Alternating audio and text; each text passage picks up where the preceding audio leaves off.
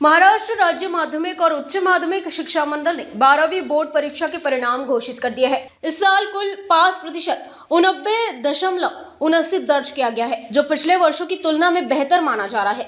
परिणामों में एक बार फिर छात्राओं ने शानदार प्रदर्शन करते हुए छात्रों को पीछे छोड़ दिया। लड़कियों का पास प्रतिशत लड़कों से अधिक रहा, जिससे शिक्षा के क्षेत्र में उनकी लगातार बढ़ती प्रगति साफ दिखाई दे रही है। यदि नागपुर विभाग की बात करें तो यहाँ कुल परिणाम 87% 7% दर्ज किया गया है। इस क्षेत्र में भी छात्राओं ने बेहतरीन प्रदर्शन करते हुए सफलता का परचम लहराया है। विशेषज्ञों का मानना है कि छात्राओं की उपलब्धि शिक्षा के प्रति बढ़ती जागरूकता और मेहनत का परिणाम है। आज इयत्ता 12वीचा नागपूर विभागाचा निकाल या ठिकाणी आपण जाहीर करत आहोत। प्रथमतः मी यामध्ये आपल्या नागपूर विभागाचा फ्रेश रेग्युलर विद्यार्थ्यांचा जो निकाल आहे तो एकूण 84.12% लागलेला आहे। त्यानंतर आपले जे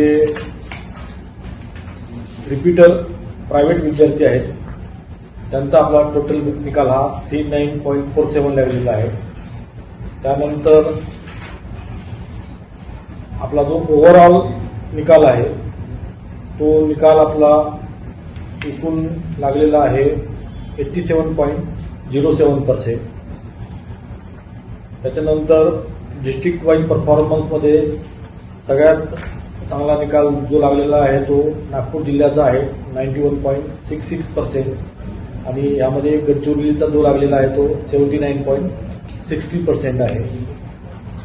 यामध्ये मुलींचं पासिंगची टक्केवारी ही मुलांपेक्षा जास्त आहे आणि विषयनिहाय पाहिलं तर आपण 23 विषयांचा निकाल हा 100% लागलेला आहे।